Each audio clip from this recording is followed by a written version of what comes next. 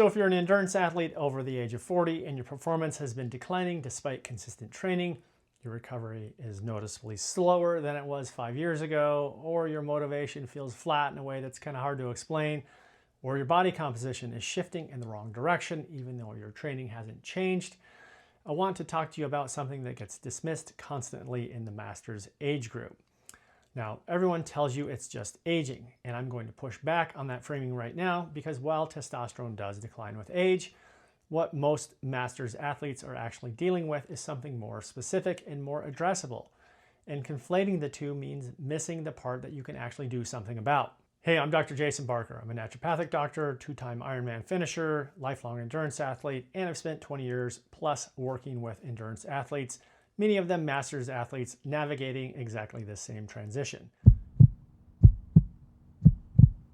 So before we go further, I want to address the biggest misconception about this hormone. Testosterone is not just a male hormone, and this isn't just a men's issue. It's critical in both men and women, and the age-related decline happens in both sexes, though it shows up differently, which we'll get into. Now, testosterone drives muscle repair, strength and power, recovery capacity, energy, and the motivation that gets you out the door to train in the first place. So when it drops, at any age, in anybody, performance drops along with it. Now, here's what makes the after 40 picture specifically different from a 25-year-old with low testosterone. In your 20s and 30s, low testosterone in an athlete is almost always a downstream problem.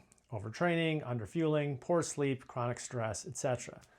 If you fix the input, the hormone recovers. After 40 though, you're dealing with two things happening simultaneously. That same downstream physiological strain layered on top of an actual age-related decline in baseline production that begins for most men in their late 30s and accelerates through their 40s and 50s. In women, the perimenopausal transition creates a parallel and often more abrupt shift in testosterone alongside estrogen and progesterone changes. This is exactly why "I'm just getting older" becomes such a convenient and dangerous explanation for many Masters athletes. Some of what you're feeling genuinely is the natural decline curve, but a meaningful portion of it is the same addressable, training stress-driven suppression that affects athletes of any age, and it's getting written off as inevitable aging instead of being identified and treated. That's the distinction this video is about. Now let's talk about what that actually looks like and why it hits differently for a Masters athlete than it would for somebody in their 20s. The first sign is declining performance that doesn't just track with your training. You're putting in the same work, sometimes more, and your results are moving the wrong direction. Here's the part that's specific to this age group. Masters athletes often have decades of training history and a very accurate internal sense of what their effort to output ratio should be. When that ratio breaks down, you know it immediately because you have so much data on yourself. That's actually an advantage if you use it. It means you catch this earlier than someone without that training history would have otherwise. Physiologically, testosterone is the primary signal driving muscular adaptation. It binds to androgen receptors and triggers the protein synthesis cascade that converts training into results. When that signal weakens, which happens progressively after age 40, the adaptive response to identical training weakens along with it. The second sign is recovery that keeps getting slower. And for Masters athletes, this is usually the first thing they notice and the thing they're most likely to misattribute purely to aging. You're staying sore longer. Sessions that used to take a day to bounce back from maybe take 2 or 3 or more.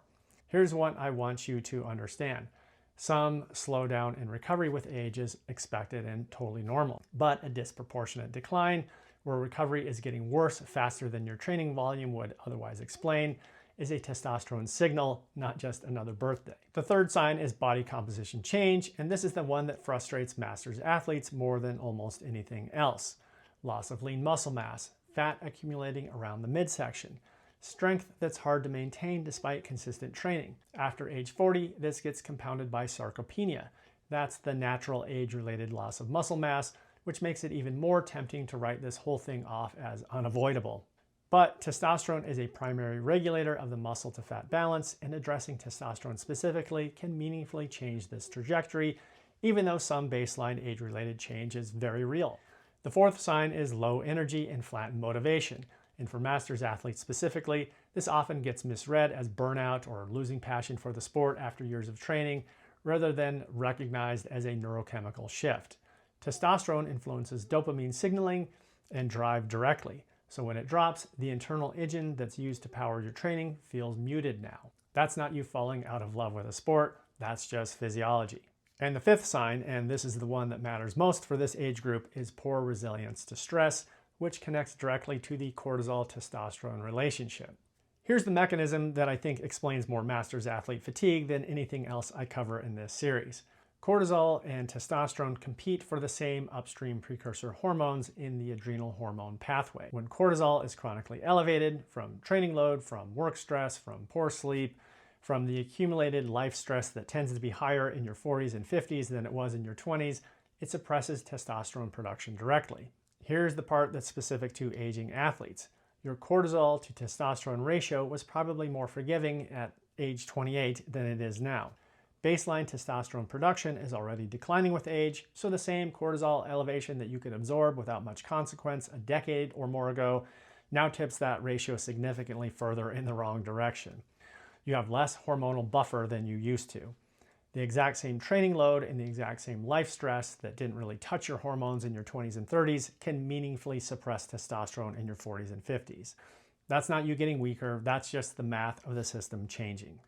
Now, how this presents differently in men versus women after 40 specifically. So in men, the decline is gradual but measurable. Reduced strength, loss of muscle mass, lower libido, fatigue, and mood changes that get attributed to just getting older, almost reflexively when a meaningful portion of it is actually addressable.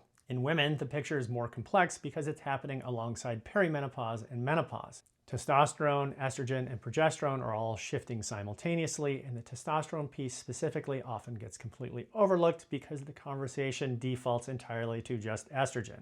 But testosterone decline in perimenopausal and postmenopausal women directly affects their training tolerance, recovery, power output, and motivation.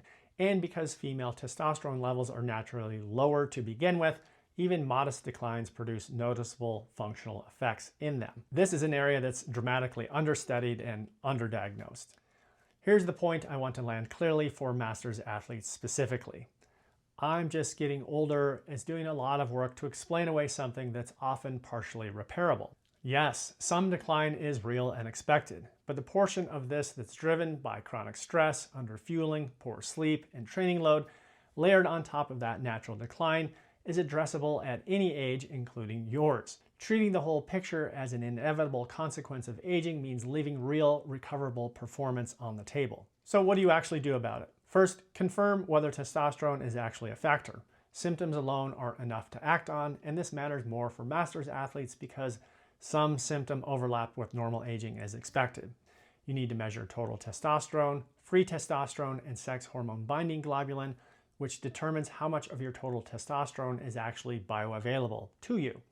This applies equally to men and women, and for women going through the perimenopausal transition, testing alongside estrogen and progesterone gives a much more complete picture. Second, identify the upstream drivers, because for a masters athlete, isolating how much of the picture is age-related decline versus addressable stress-driven suppression is the entire point of testing rather than just assuming. Chronic stress and elevated cortisol, underfueling and low energy availability, poor sleep, which is when the majority of testosterone production occurs, and which becomes harder to optimize as life responsibilities pile up in your 40s and 50s. Training load that isn't being matched with adequate recovery, which matters more now than it did back in your 20s and 30s. And micronutrient deficiencies, particularly zinc and vitamin D, that become more common with age.